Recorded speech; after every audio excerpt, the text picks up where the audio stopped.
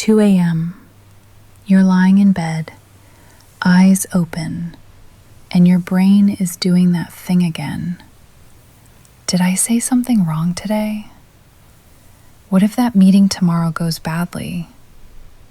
Why can't I just stop thinking? And then you think about the fact that you're thinking too much, which makes it worse. That's the anxiety loop. And if you're watching this, you already know exactly what I mean. Stay with me, because in the next 10 minutes, I'm going to show you what's actually happening in your brain when this starts, and more importantly, how to step out of it, quietly, without forcing yourself to just calm down. Before anything else, I want to say something that I genuinely mean. You are not weak. You are not broken. And this is not a character flaw. Overthinking is not a personality type. It's a nervous system response. Your brain learned somewhere along the way that thinking harder and longer meant staying safer. That was useful once, maybe when you were younger, in an environment where things felt unpredictable. Your brain was doing its job. But now, that same mechanism is firing for emails, for social situations, for things that happened 3 years ago at a party where you said something slightly awkward. The anxiety loop runs because your brain genuinely believes it's protecting you. Understanding that changes everything. Let's talk science, but I promise to keep this human. When your brain detects something uncertain or threatening, real or perceived, it activates your amygdala. That's your brain's alarm system. It sends a signal. Pay attention.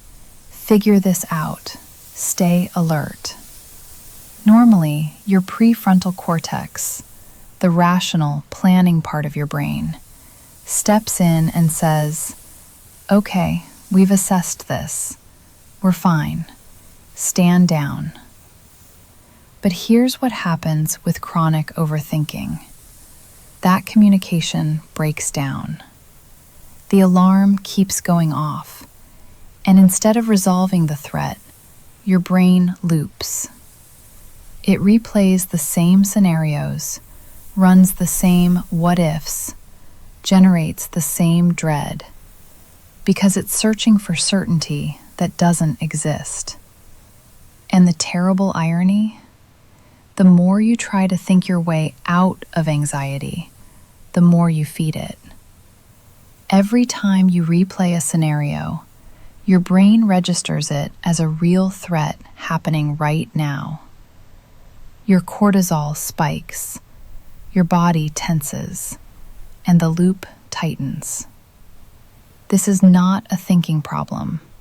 It's a regulation problem.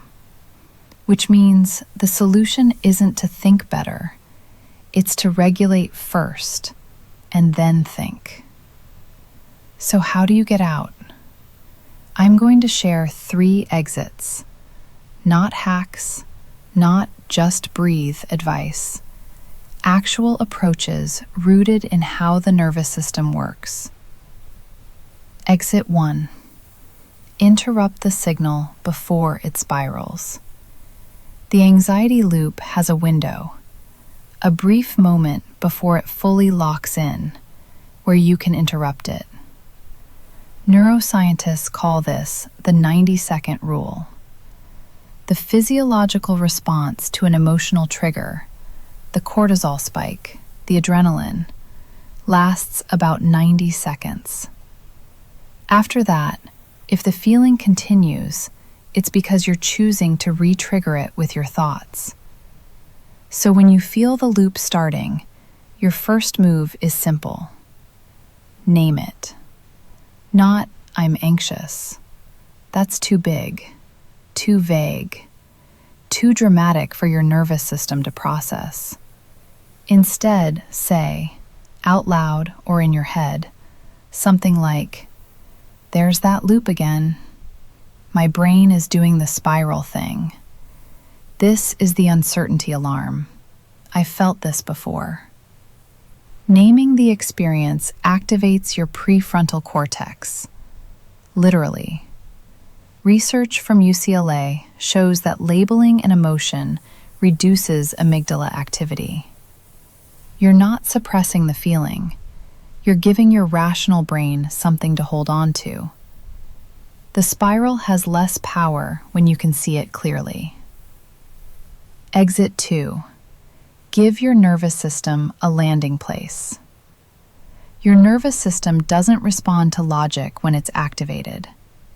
Telling yourself, "This isn't a big deal," doesn't work. You already know that. What it responds to is sensation. Here's a technique called physiological sighing.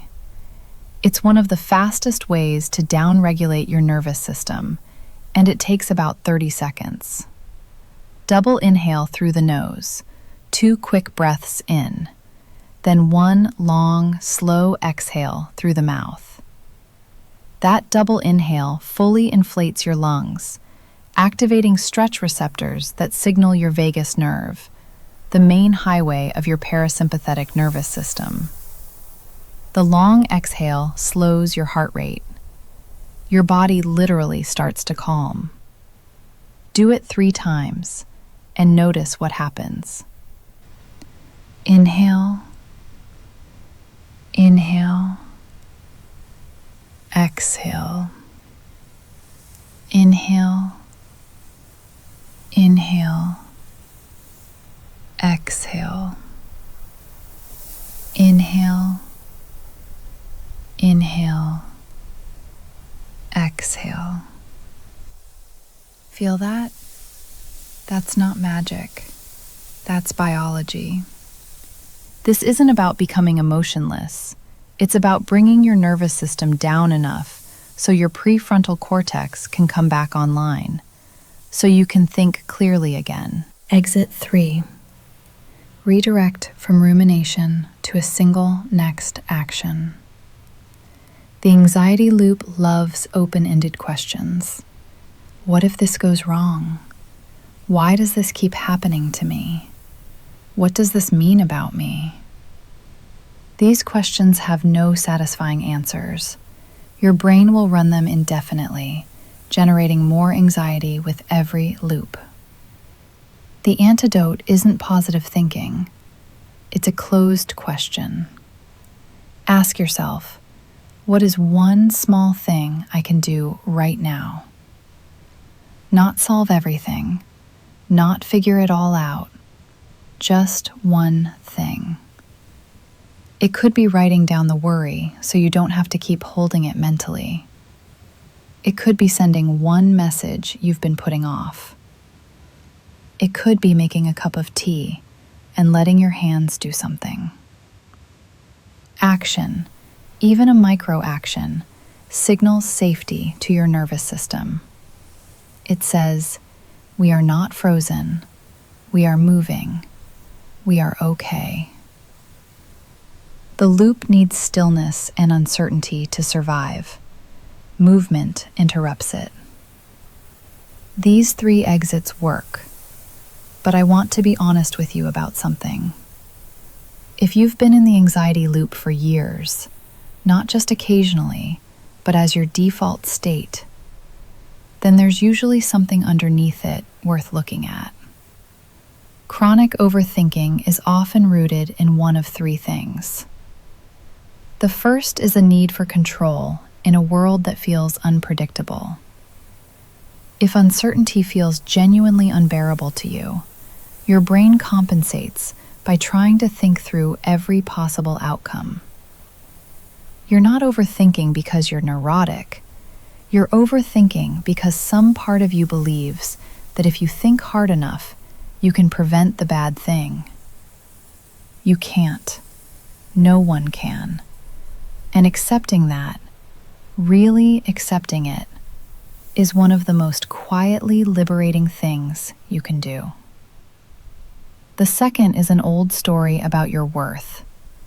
Some overthinkers replay social situations obsessively because, deep down, they're terrified of being rejected or seen as inadequate. The overthinking is a symptom. The wound is underneath.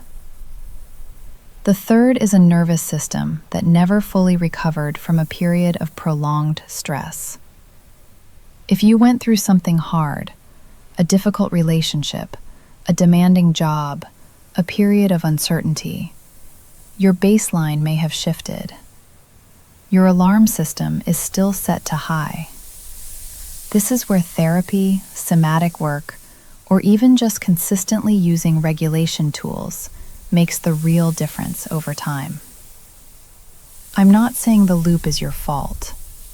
I'm saying it's worth being curious about what it's protecting you from. You don't have to fix everything today. You don't have to stop all the thoughts, or achieve perfect calm, or figure out every uncertainty in your life. You just have to notice the loop is running, and remember this small exit. That's it. Again and again. The brain is adaptable. Every time you interrupt the spiral, even once, you're building a new pathway. You're teaching your nervous system that safety is possible, that not every alarm needs to be answered with more thinking. It gets quieter, not all at once, but it does get quieter. If this helped you, I'd really appreciate you sharing it with someone who needs it.